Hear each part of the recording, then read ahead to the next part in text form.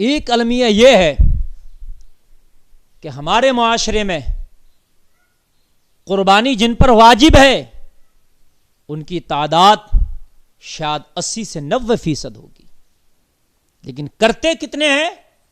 10 سے 20%، یعنی الٹا ہے۔ یعنی قربانی جن پر واجب ہوگی مال کے اعتبار سے ان کی تعداد کتنی ہے؟ تقریباً 80%۔ یہ تعداد کہیں کم اور زیادہ بھی ہوتی رہتی ہے، میں اپنے علاقے کے اعتبار سے بات کر رہا ہوں۔ تقریباً 80% ایسی تعداد ہے کہ جو قربانی کر سکتے ہیں، اور کہیں تعداد بڑھ بھی جائے گی اس 80 سے، کہیں نیچے بھی ہو جائے گی، لیکن قربانی کرتے کتنے؟ بمشکل 10 سے 20%۔ اللہ اکبر، ذرا سوچو، وہ قربانی کہ جب اللہ نے حضرت ابراہیم سے بیٹے کی مانگی تو آپ بیٹے کے لیے دینے کے لیے تیار ہو گئے کہ مولا اگر تجھے بیٹے کی قربانی پسند ہے تو بیٹا تیرے لیے حاضر ہے، اور بیٹا بھی کہہ رہا باپ میں حاضر ہوں، ہم سے رب ہمارے مال کی قربانی مانگ رہا ہے، اور اللہ نے ہمیں اہل ثروت اہل نصاب بنایا ہے، ہم اہل مال ہیں، لیکن پھر بھی قربانی نہیں کرتے، اور قربانی میں بھی پھر گنجائش رکھی ہے۔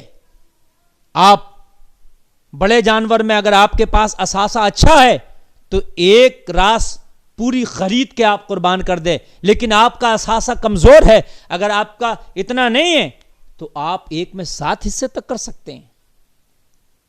لیکن اس قوم کو اللہ توفیق عطا فرمائے، ڈاکٹروں کو دے دیں گے ہزاروں روپیہ، لاکھوں روپیہ اپنی رپورٹ پر خرچ کر دیں گے، ہاسپٹلوں میں خرچ کر دیں گے، لیکن 3 سے 4 ہزار روپے کا حصہ کہیں دینے کے لیے، کہیں حصہ قربانی میں لینے کے لیے تیار نہیں ہے۔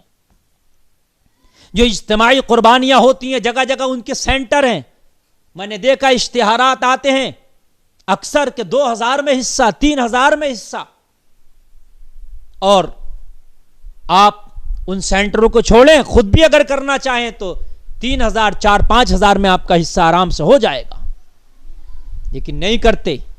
معلوم ہے آپ کو، ایک قربانیاں نہیں کرنے والوں کان کھول کے سن لو، کیا آپ سوچتے ہو ہم قربانی نہیں کریں گے تو ہم فائدے میں چلے جائیں گے، ہم 3-4 ہزار روپیہ بچا کر کے بہت امیر ہو جائیں گے؟ آپ نے قربانی نہ کر کے رب کے عذاب کو مول لیا ہے، آپ نے قربانی نہ کر کے رب کی ناراضگی کو خریدا ہے، آپ نے قربانی نہ کر کے رب کی رحمت کو نکارا ہے، آپ نے قربانی نہ کر کے اپنے مولا کو ناراض کیا ہے۔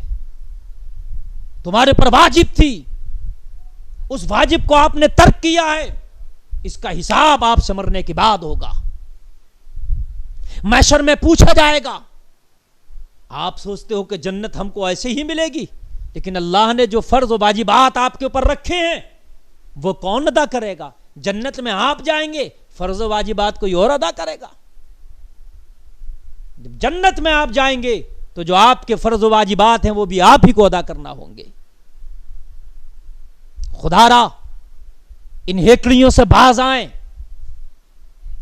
ان دل کے کٹرتا سے باز آئیں، ذرا اپنے دل میں سوچو، ٹھنڈے دل سے ٹھنڈے دماغ سے سوچو، 3-4 ہزار روپیہ خرچ کر دیا تو غریب نہیں ہو جائے گا، لیکن ہاں اگر خرچ نہ کرا، تو نے قربانی نہیں کی تو سن، اللہ کی ناراضگی کو تو نے مول لیا، اللہ کے غضب کو مول لیا، اپنے آپ کو اس لسٹ میں لا کے کھڑا کر دیا کہ جن سے مولا ناراض ہے۔ اور پھر قربانی اگر کرتا ہے تو یہ جانور کے خون کے جو قطرہ زمین پہ گرتا ہے، اللہ اس کا قطرہ زمین پہ گرنے سے پہلے اس کے گناہوں کو معاف کرتا ہے۔ اور سن اس کا فائدہ، قربانی کرنے والا جب قربانی کرتا ہے تو قربانی کے جانور کے جتنے بال ہوتے ہیں اللہ ان بالوں کے برابر اس کے گناہوں کو معاف کر دیتا ہے۔ لیکن نہ کرنے والوں سنو، اگر تم نے قربانی نہ کر کے اپنا 3 سے 4 ہزار روپیہ ضرور بچا لیا، لیکن سنو، بیماریاں تمہیں گھیریں گی۔ قربانی کرنے سے کتنی آفتیں دور ہوتی ہیں، کتنی بیماریاں دور ہوتی ہیں، کتنی پریشانیاں دور ہوتی ہیں، کتنی تکالیفیں دور ہوتی ہیں، کتنی جو ہے برائیاں ٹل جاتی ہیں، کتنی مصیبتیں تجھ سے دور ہو جاتی ہیں۔ آپ نے 3-4 ہزار روپیہ تو بچا لیا، لیکن 3-4 ہزار روپیہ بچانے کے بعد یہ بچا نہیں رہے گا، کئی گنا لے جائے گا اپنے ساتھ ملا کر کے۔ بیماری تیرے پاس آئے گی، تکلیف تیرے پاس آئے گی، کہیں مقدمے میں ناجائز تو پھنس جائے گا، کہیں ناجائز جھگڑا میں تو پھنس جائے گا، چور تیرا چرا کے لے جائے گا، کہیں تجھے کھیتی میں خسارہ ہو جائے گا، کہیں کاروبار میں نقصان ہو جائے گا، کہیں گر جائے گا۔ ہزار طرح کی پریشانیاں آ کر کے جتنا قربانی میں خرچ نہیں ہوگا اس سے کئی گنا کا تجھے نقصان ہو جائے گا، یعنی دنیا کا بھی نقصان، اور دنیا کے ساتھ ساتھ اللہ کی ناراضگی تو نے مول لے ہی لی۔ تیرا رب تو تجھ سے ناراض ہو ہی گیا، اب بتاؤ، رب بھی ناراض اور رب کے ساتھ ساتھ دنیا بھی خسارہ بھی۔ آپ اگر اب تک نہیں کرتے تھے تو آپ توبہ کریں اور پھر آج سے قربانی کرنا شروع کریں، کوئی بڑی بات نہیں ہے۔ آپ نے 3-4 ہزار روپیہ خرچ کر دیں گے، کتنی پریشانیاں آپ کی دور ہو جائے گی، اس سے کتنی تکلیفوں سے آپ بری ہو جائیں گے۔ اللہ اکبر۔ اور پھر وہ قربانی تیری بخشش کا ذریعہ بنے گی، تیری رب کی رضا کا ذریعہ بنے گی۔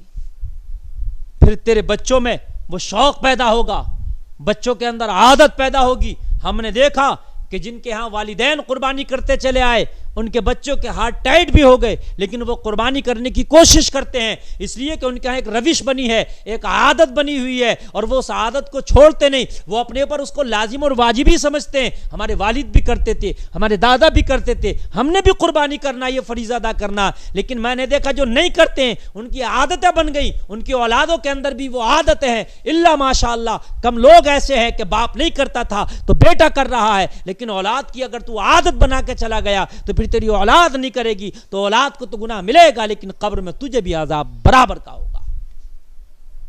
چونکہ اپنے اولادوں کی اگر اچھی عادتیں ڈالو گے تو اس اچھے کا بدلہ بھی آپ کو قبر میں ملنے والا ہے۔ اگر آپ اپنے بچوں کی عادت غلط ڈالنے والے ہو تو اس غلط کا عذاب بھی آپ اپنی قبر میں بھگتنے والے ہو۔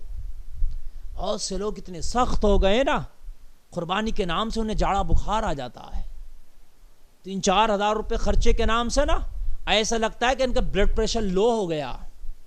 اللہ اکبر، کتنے سخت دل ہیں۔ یہ کنجوس تو اللہ کو بھی پسند نہیں ہے۔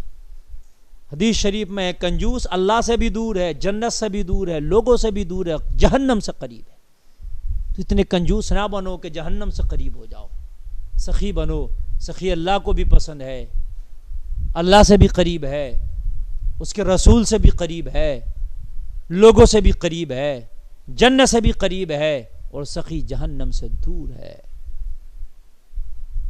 اپنے دل کے اندر یہ گنجائش پیدا کرو اور ایک یہ عادت ڈالو۔ اللہ تعالیٰ شریعت پر عمل کی توفیق عطا فرمائے۔